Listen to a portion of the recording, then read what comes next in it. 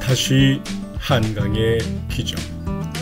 깊어가는 가을의 어느 날, 대학생과 시니어가 두 번의 한강의 기적에 대해 서로 세대 공감을 나누었습니다. 안녕하세요. 저는 청주에 사는 시니어 유튜버 최수덕입니다. 네, 안녕하십니까. 저는 청주 살고 있는 이상헌이라고 하고요. 현재 충북대학교 문학동아리인 창문학동인회 회장을 맡고 있습니다. 오늘은 그 한강의 기적에 대해서 한번 좀 얘기 좀 해보려고 모였어요. 그 한강의 기적 하면은 어떤 생각이 들어요? 이제 개발도상국, 전쟁을 마친 가난한 나라에서 모두가 열심히 근면성실히 일을 해 현재까지 이르게 된 그런 기적으로 저는 알고 있습니다. 그러면 그 유래는 뭔지 아세요? 네, 독일 양차대전에서 패배한 독일이 라인강의 기적이라고 불리는 신화를 써내려가고 따온 걸로 알고 있습니다. 어쨌든 제가 볼 때는 개발도상국이고 또 뭐 일제 시대를 거쳐서 유교를 거쳐서 이렇게 정말 세계 최빈국인 우리나라가 한강의 기적을 통해서 오늘날 세계적인 어떤 그 선진국 반열에 오른, 저도 참 그 부분이 되게 이렇게 자랑스러운 것 같아요. 그래서 옛날에 저희들 배울 때는 한강의 기적 그러면 되게 자부심을 많이 느끼고 우리나라가 정말 세계에서 최고로 이렇게 좋은 나라가 아닐까 이런 생각도 많이 좀 한 적이 있었거든요. 그래서 이 말을 들으면 좀 약간 설레는 것 같아요. 근데 그런 것을 경험을 보지는 못했죠. 그렇습니다. 부모님, 특히 뭐 아버님은 뭐라고 얘기하세요? 아버님은 이제 비슷하신 입장입니다.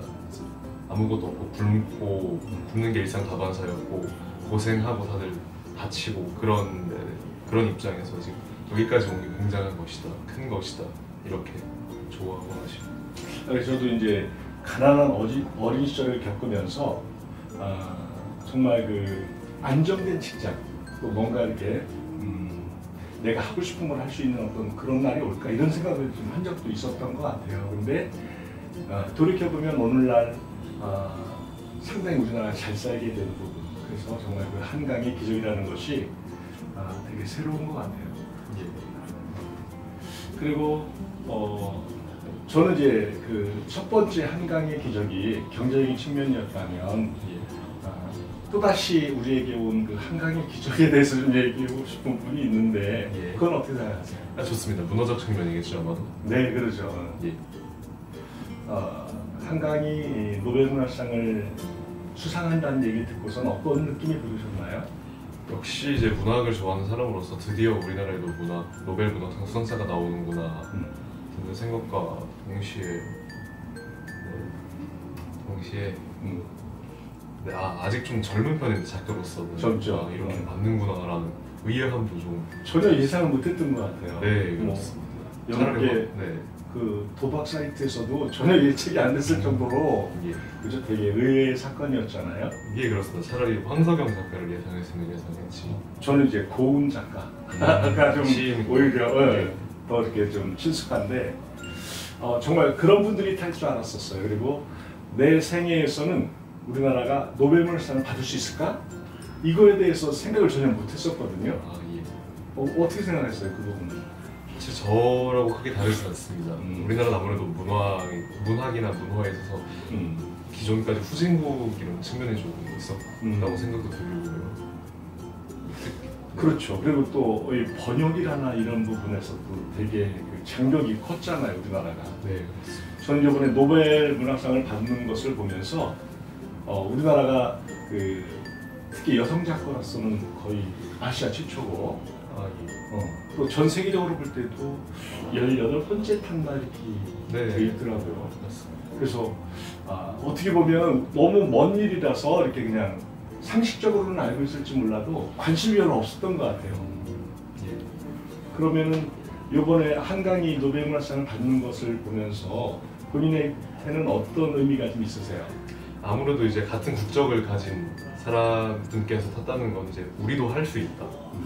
우리도 이제 포기하지 말고 아닌 것을 조절하지 말고 쓰면 된다는 인식을 첫 번째로 받았기도 했고 어떤 그러니까 가장 개인적인 것이 뭐 보편적인 것이다 혹은 정치적인 것이다라는 문구들이 있지 않습니까? 그런 것도 보면서 우리 조그만 반도 내에서 이루어진 일련의 역사적 사건이나 혹은 그로 인한 개인의 감정들 아니 어떤 연쇄되는 그런 마음들 그런 것들을 이제 세계에 내보여도 우리가 어떤 인류의 보편적인 구조를 체득한 것이 아닌가 하는 생각 또한 들었습니다. 그렇게 숨기지 않고 이렇게 공개할 수 있다고 마음도 들었습니다. 예. 한강 작가의 작품은 뭐 읽으신 게 있나요? 예, 채식주의자 오래전에 읽었고 최근에는 소년이 온다를 읽고 지금 작별하지 않는다를 읽고 있습니다. 대단하십니다. 아니, 소년이 온다는 좀 어떠셨어요? 아무래도 이제 주변에서는 뭐 어렵다, 복잡하다는 말을 많이 들었기 때문에 좀 지레 겁을 먹었긴 했는데 막상 펼쳐보니 딱히 어렵지는 않았고 다만 그 섬세한 표현, 수려하고 아름답지만 그 잔인할 정도로 이제 우리의 가슴을 옥죄는 그런 사건들과 표현들이 저를 좀 아리게 했습니다. 소년이 온다를 읽기는 어렵지 않으셨어요? 네, 딱히 읽는데 문제는 없었습니다. 전공이 뭐죠? 전공은 경영학과 러시아 언어 문화.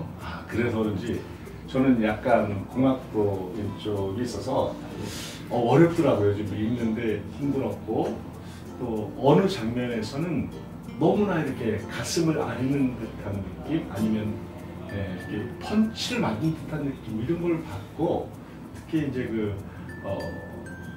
어떤 그 선주가 그런 분이 나는 절대 이렇게 말을 할 수 없다고 이렇게 표현하는 부분에 되게 먹먹했던 것 같아요. 또 이렇게 한강이라는 사람이 변방의 소수 언어를 가지고 세계의 어떤 문학의 주류까지 간다는 그 자체가 되게 큰 자부심과 정말 어떻게 보면 100년에 한 번 정도 나올 만한 사건이 아니었을 것 같아요. 우리나라에 이런 생각이 좀 들었었거든요. 저는 이제 이번 기회를 통해서 사람들이 책을 좀 많이 읽고 쓰고 이렇게 좀 했으면 참 좋겠다라는 생각이 들었고요. 어제 오늘 제가 이렇게 대학교에서 하는 한강 포럼에 대해서 몇 가지를 좀 들었었는데 되게 새로운 것 같아요.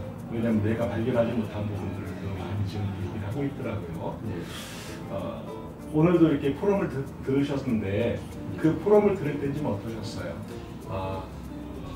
우리가 미처 몰랐던 부분들에 대해 역시 알 수 있습니다. 왜냐면 한 작가라든지 혹은 그 작가의 작품을 볼 때 단순히 그 책 한 권을 읽고 끝내거나 작가의 인터뷰 몇 개를 보고 끝나는 것이 아닌 이제 세세한 배경들, 작가를 둘러싼 환경들, 사건들 혹은 그리고 그 작품이 끼치는 여파의 이런 것들을 넓게 알 수 있어서 전 좋은 시간이었습니다.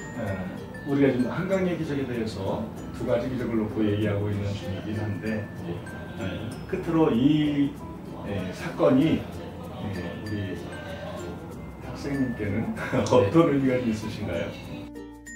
기적은 준비 없이 찾아오지는 않는 것 같습니다. 그것이 어떤 종류, 어떤 모양, 어떤 형태이든 우리가 늘 꾸준히, 부단히 자신이 몸담고 있는 분야 혹은 자신이 바라보고 있는 분야에서 노력을 하고 이렇게 그만두지 않고 꼭 그것이 재화라든지 명예라든지 어떤 창출되는 가치가 아닐지라도 우리가 어떤 마음 하나를 가지고 온 시간과 긴 시간을 투자해도 좋을 만큼 그런 아름다운 삶을 살았으면 좋겠습니다.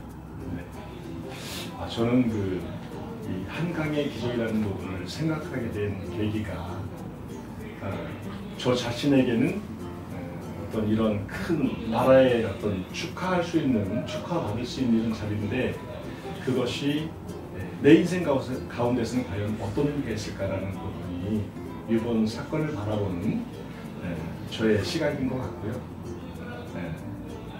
내 생에 정말 이런 큰 상을 받을 줄 몰랐었는데 대단한 작가들이 참 많았고 위대하신 분들이 많았는데 그것이 오늘 시점으로 다시 한번 내 안에 정리가 되는 기회가 됐으면 좋겠다 생각해서 경제적인 한강의 기적 또 이렇게 문학적인 한강의 기적을 한번 좀 얘기를 좀 해보고 싶었습니다. 네, 하여튼 오늘 이렇게 좋은 대화를 나눠줘서 감사합니다. 감사드립니다.